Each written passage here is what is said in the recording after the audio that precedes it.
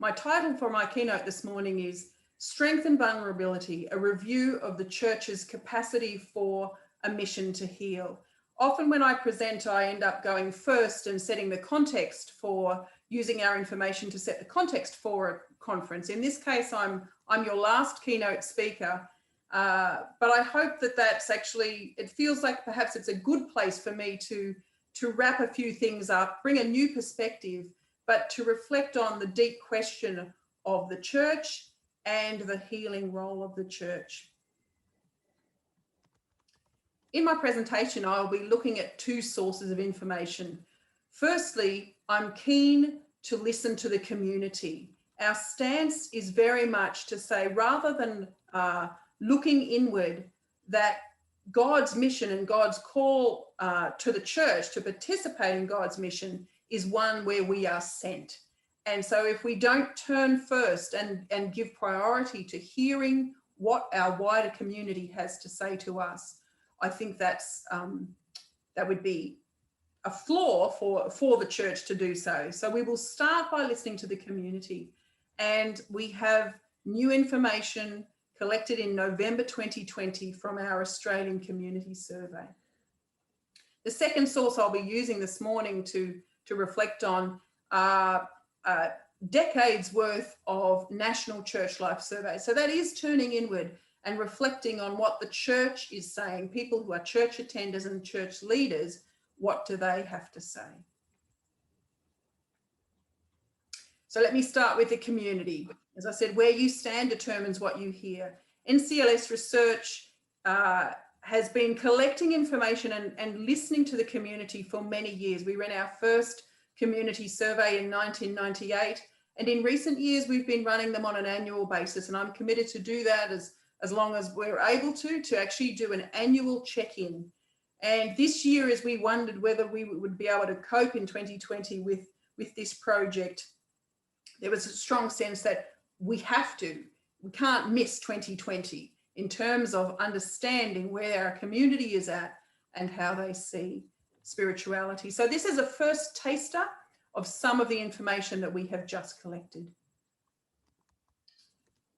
I guess the overview would be that Australians are moderately religious or spiritual. It's not a very exciting statement, if you like, but this is, I think, a fair reflection of Australians' religious or spiritual profile. I'm using just those two terms interchangeably, understanding that people think about them differently.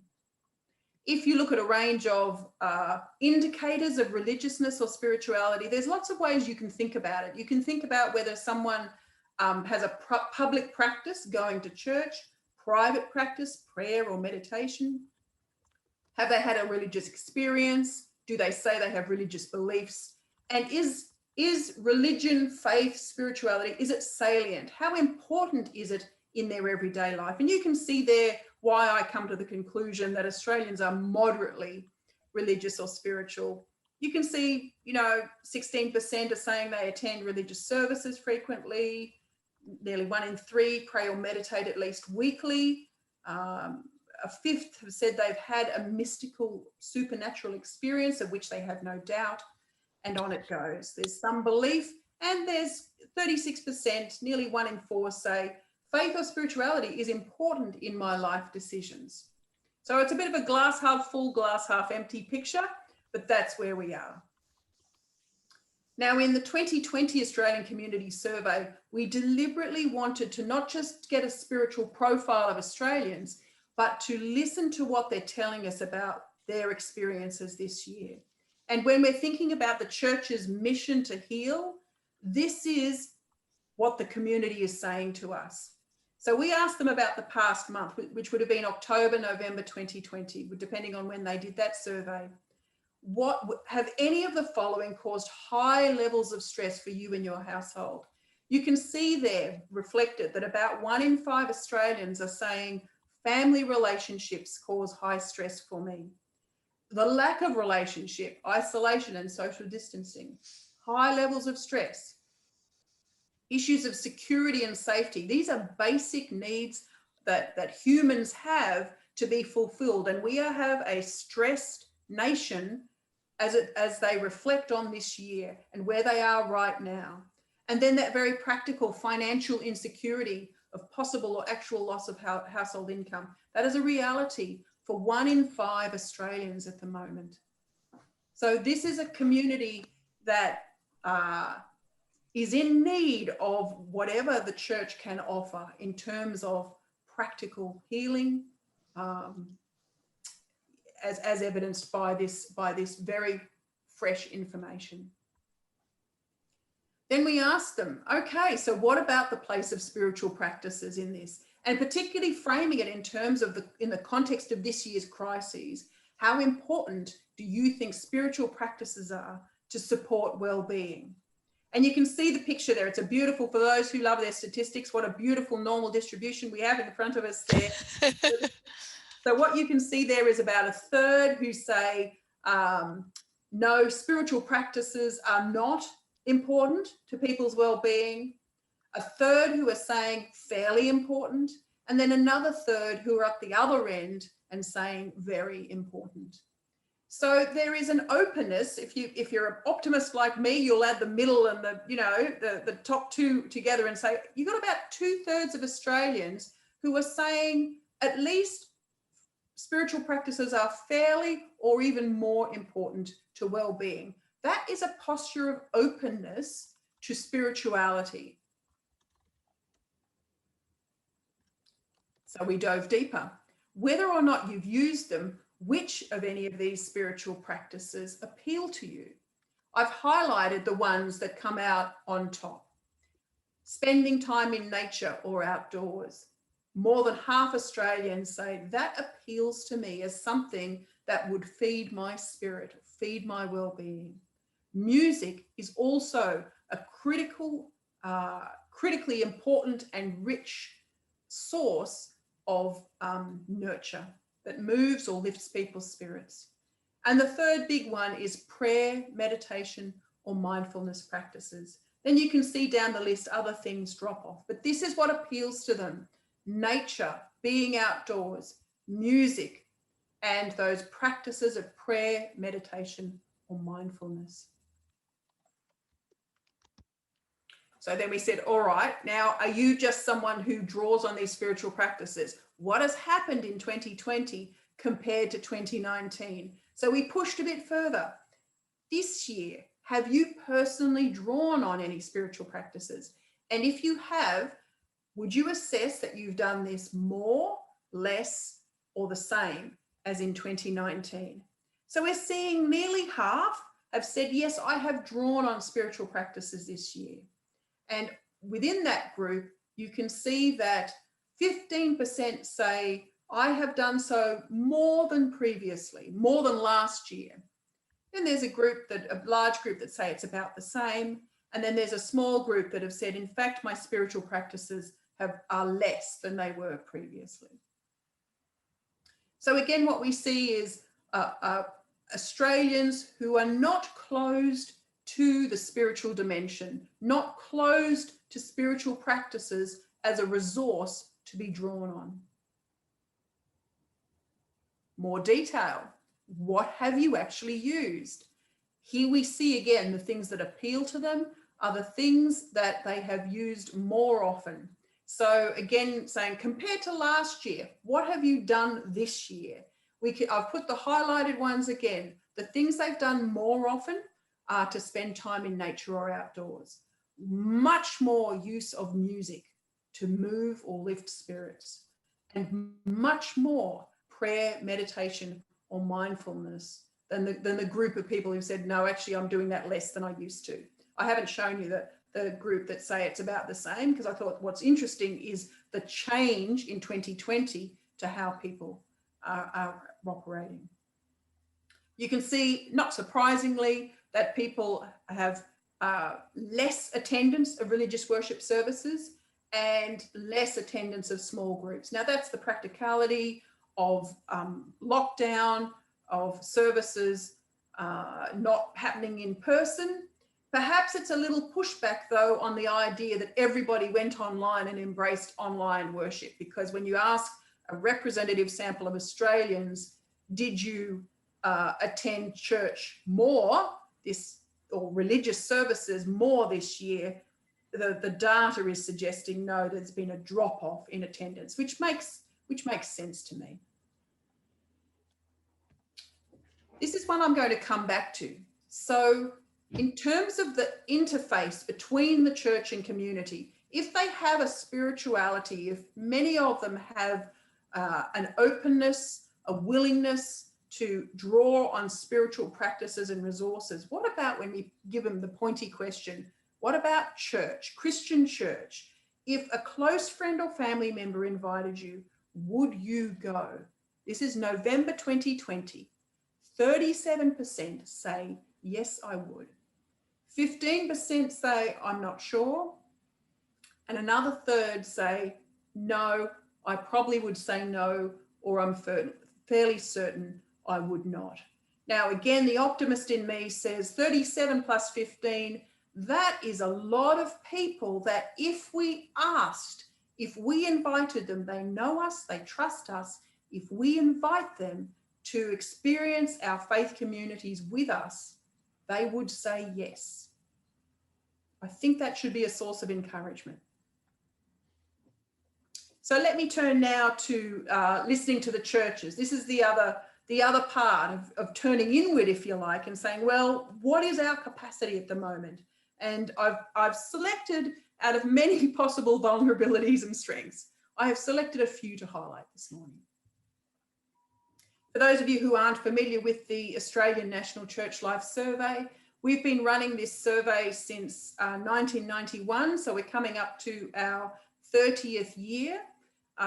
We run it every 5 years at the same time as the national census.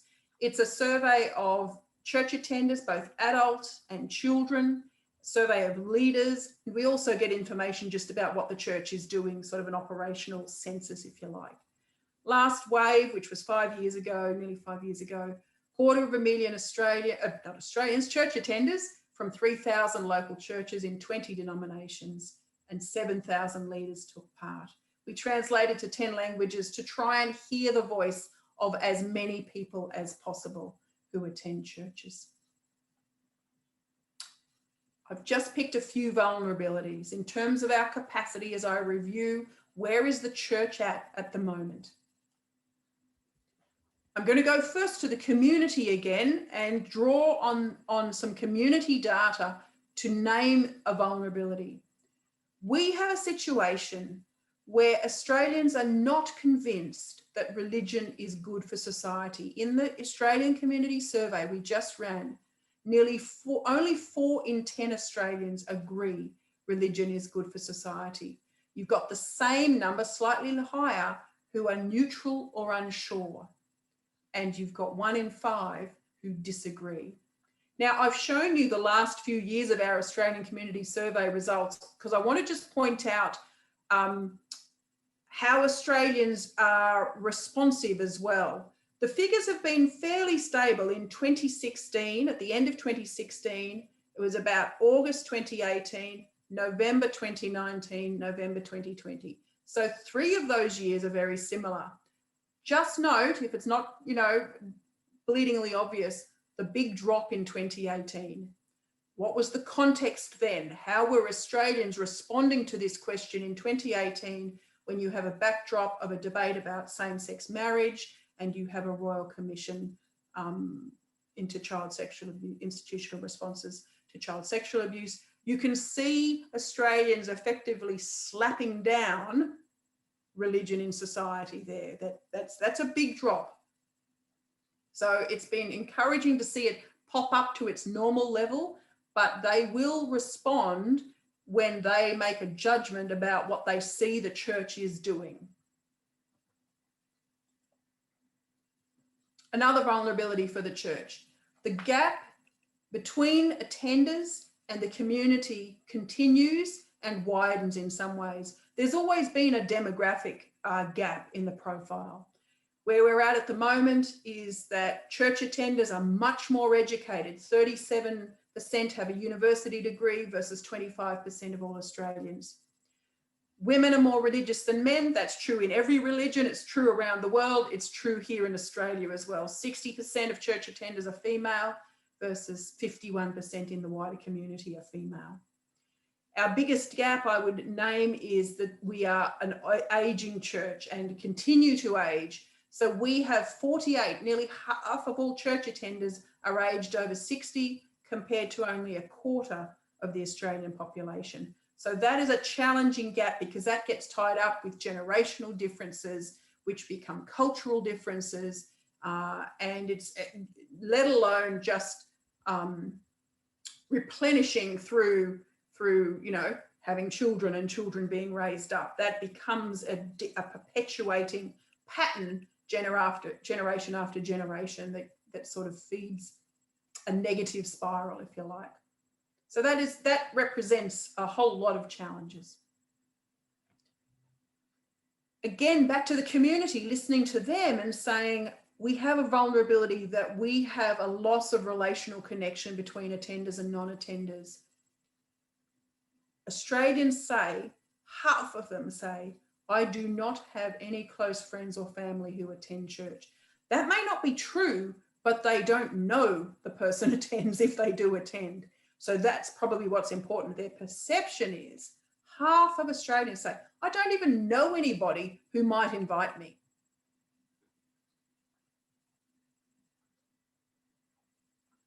Back to the church, what I think I'm hearing from church attenders is a reduced confidence over time. Now, again, when you say that broader context of what's happened in terms of what the church has been responsible for, it's not surprising if attenders have reduced confidence about saying, hey, you should come and try us. We're pretty fantastic. That's not happening. And that for me is visible in the question around, well, would you invite someone to church? So we asked a community and we asked the church. So people within church, would you invite someone? Only a third actually said, look, I've invited a friend or family member along. Another 37 said, well, I'm willing to, I just didn't do it. 15% say, I don't know if I'd be willing to. And then a final 13% said, I probably or definitely wouldn't invite someone. And that proportion of people who say, yes, I actually did invite someone, because we know from other data that you've got to keep inviting as well. It's not just one invitation. You have to keep inviting before someone responds. We're seeing that actually decrease over time, which for me is a little indicator, again, of a loss of confidence amongst attenders. So in terms of that mission to heal, if we're not connected and we're not even willing to, let's use the word testify to our experience and say, this faith is important to me, this faith community is important to me, then healing, they are vulnerabilities that we have that we're going to have to be aware of. Here's the summary of those. Many Australians are not convinced that religion is good for society. We continue to see the gap between the attender profile and the community profile. There's a loss of a relational connection between attenders and non-attenders. And I see evidence of a lack of confidence by attenders to even bridge that gap and to invite others to take part in that which is enriching for us. Let me move on to strengths now. What strengths does the review of church life in Australia have that we can build on? And I'm going to finish by saying, why don't we build on our strengths? We have named some vulnerabilities and we could continue to do that. Let us look at our strengths. The first thing to tell you is, in terms of just the sheer size of the church, the narrative has been for many years now, since the 1960s, well, church attendance is declining. Well, what we are seeing at the moment from a range of sample surveys is, I can't tell you that everybody's growing, but I can tell you that church attendance at least has begun to plateau. And when you look just at the Protestant churches on their own, there is net growth across the Protestant churches. So that's mirrored in other countries as well. And so we are at a point at the moment where we're sort of holding on in terms of just the presence of churches and people who attend churches, the size of the the active church community. The second piece of information that we've been tracking over a long time and is a source of encouragement is in terms of inflow of new arrivals, people who haven't been part of the church, who have now come into the church, we see that that inflow is largely stable. People continue to try church and many continue to connect with church.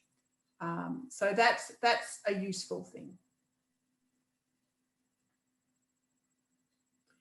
Another strength that I see in the church, which is around the demographic profile, is that there is increasing ethnic diversity. I think this is a real strength of the Australian church, particularly. We're one of the most multicultural nations in the world. And I would love the Australian church to be able to model a healthy multicultural church and practice that as well. We've got a way to go, but we know at the moment that 28% of our churches are multicultural. Catholic churches have, I think it's nearly half of Catholic churches actually qualify in terms of a sociological definition of what a multicultural church is, qualify as multicultural. When we've done studies of multicultural churches, we find that they have positive links with vital faith, vital worship, and higher levels of young people. So I think that's a strength and it's a driver for the future, that if we can embrace a rich multicultural experience of church life, that would be, I think, a strength to build on. I'm going to do a quick review of the health of the church. And just before I do, the way I frame healthy church is in terms of a relationship framework. We say a healthy church is one where we see evidence that the church is helping people in their relationship with God, with each other, and with the wider community. And beyond that, we also see in those churches that they have vital leadership and directions for the future. So these are the things that I'm going to just walk through with you and do a little audit on the church and say, well, what's the evidence around these measures of health? This is what we think churches should be doing. How are they going on these things? Firstly, as an overview statement, you may, having heard me comment on the lack of confidence in terms of that missional action, if you like, we are seeing in many ways current attenders are more likely to be positive about church than they were in previous ways. So in 2016, our most recent National Church Life Survey, we saw indicators that were higher in terms of people's growth in faith, people inspired in worship, acts of service in groups, looking opportunities to share faith, commitment to the vision, ready to try something new. So let me unpack those a little bit more for you. Let's look first at that dimension, which is around relationship with God. So I'm looking at people's growth in faith and their experience of worship. And I'm going to show you data that shows the change over time in these areas. So we're looking at multiple waves of the National Church Life Survey every 5 years apart. It is evident in every survey that we do, and in the most recent ones as well, that the heart of church life continues to be gathering regularly around Jesus. This is clearly a strength. We see in the values of church attenders that they most value sharing of Holy Communion, Eucharist, Lord's Supper, depending on what your faith tradition and your language is. And they value the sermons, preaching, and Bible teaching. When you say, what do you think this church should be thinking about in the next 12 months? They say spiritual growth. This is central to their experience. Over time, what you'll see is lots of little charts like I'm showing you on the screen now, and you will see I'm looking at 2001, 06, 11, 2016. So I've just picked the last 15 years, and each of those points is a 5-year measure over time. So when we look at, well, is your local church helping you to experience much growth? You can just see the line goes up. You don't even have to absorb the detail. Just watch the trajectory of the line. It's going up. What about worship? What's the proportion of people who say they experience inspiration during services? We're making no assessment about the style of worship. We're saying, do you experience inspiration? 2001 to 2016, that's a very steep line. Let's look at belonging and involvement now. This is about relationships with each other. Churches are offering a sense of community. The sense of belonging to church, the rate of the proportion of people who say that belonging is their experience has increased over time. In terms of involvement, I've picked looking at prayer and study groups. Involvement in social groups has been fairly stable, but you can see an increase over time. This is among Protestant churches that I've popped here, but an increase in the proportion of attenders who say, I am in a small prayer or study group. So there's an investment in discipleship and groups where people relate to each other. That's more the case than it used to be.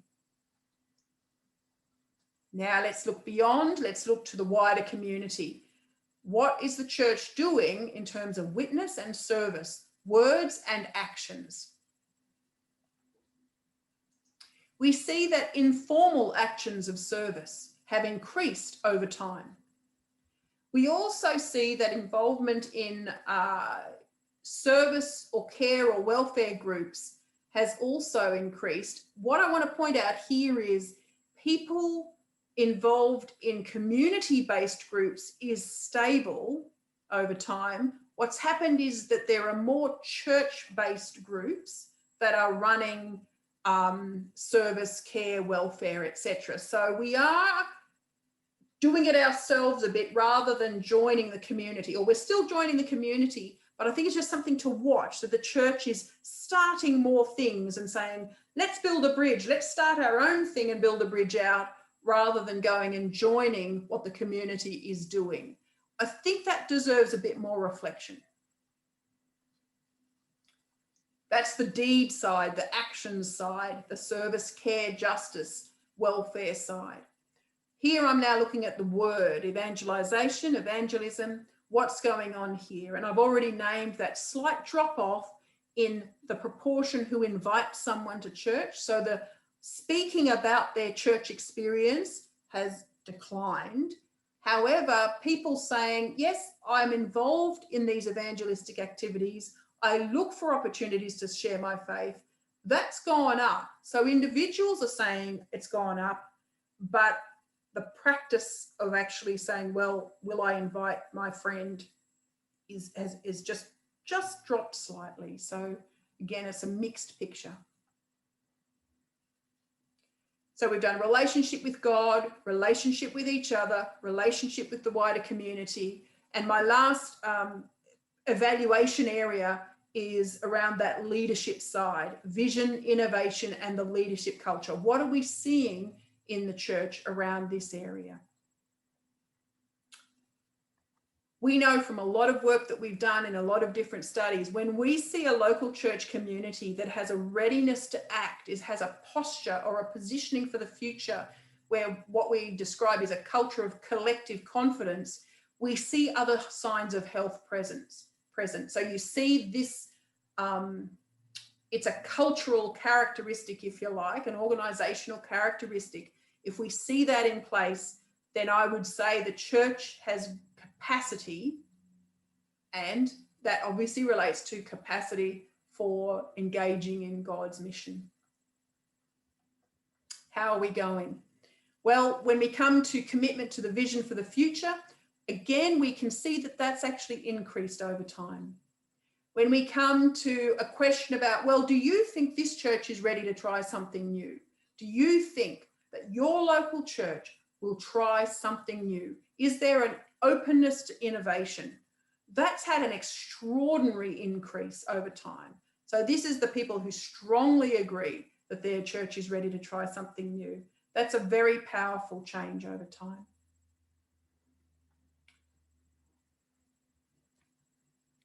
So I've just done a review of what the attenders are telling me about their experience of church and whether that church is healthy enough and has capacity. And you can see the story is pretty positive, which is my point at the beginning. Final little point I'd make here is around church leaders who believe they are effective in their roles. So when we ask local church leaders, the local minister, pastor, priest, about how would you rate your overall effectiveness, you can see that they would say, most of them say they have high or very high levels of effectiveness. So we have leadership that is saying they're effective, attenders who are positive about their experience of the church. Here's my summary of the strengths that the church has, which is an evaluation of capacity. Size-wise, we're plateauing and there's some growth. People still try the church, still are willing to come and check the church out. Ethnic diversity is going to be a driver for the future. If we embrace that, it will be a strength, particularly for the Australian church, but I would say in any country that would be the same. But I think Australia is sort of potentially leading the way because we're such a multicultural nation. Church attenders are more likely to be positive about the church than what we've previously assessed. And local leaders say that they are effective in their roles. So if I could make a few comments, then this is where I move from presenting the evidence for you to make your own evaluation. This would be my evaluation and my opinion now. So what do we do with this? Well, I would say to the church, let us build on our strengths. Let us take what it is that we see that is positive. Of course, we have to name the vulnerability. We have to name the reality of what the community is saying to us. But why not embrace our strengths and build on our strengths? Appreciate what we have and build on that. So in terms of what now, my encouragement would be the church will have capacity to embrace its mission to heal if it continues to keep Jesus at the center. We know that families are key, particularly mothers, in terms of when people say, you know, who helped you discover faith and who nurtured faith in you? My mother did, followed by my father, my grandparents. If the church can help families share faith with family members, this will be powerful for our future. Secondly, as we engage in mission, do not forget the role of the worship service as a core mission activity. It is a place for mission. This is where people will arrive and make an evaluation and assess you. People come to the worship service first. We've found that over and over again. In terms of the relationships, we need to continue to give ongoing attention to helping people belong. How are we providing newcomers ways to meet people and making sure that we're not turning inward and making that sort of inward looking, strong relationships, strong core, but not keeping those fuzzy boundaries for the new arrivals. I would also note that in multicultural churches, while they had a lot of strong features of young people, vital worship, vital faith, we did see that in multicultural churches, it is harder to build relationship across different ethnic groups. So we need to name that and say we need to do more intentional work within our faith communities across ethnic groups. So that's a bit of a challenge there. Let's come to our issues around action and witness. We need to encourage each other to invite others to church. Christmas time, perfect. We're doing a little Vox Pops project at the moment for Christmas. And even people who say, would you go if someone invited you to church? They go, oh, maybe for the relationship I would. Our next question is, what about a Christmas service? Would you go to a Christmas service? Oh, yes, I would. So I want to hear the church to hear, invite your friends and family. They will go for your sake and they'll go at Christmas. And they do. So that's an opportunity for the church.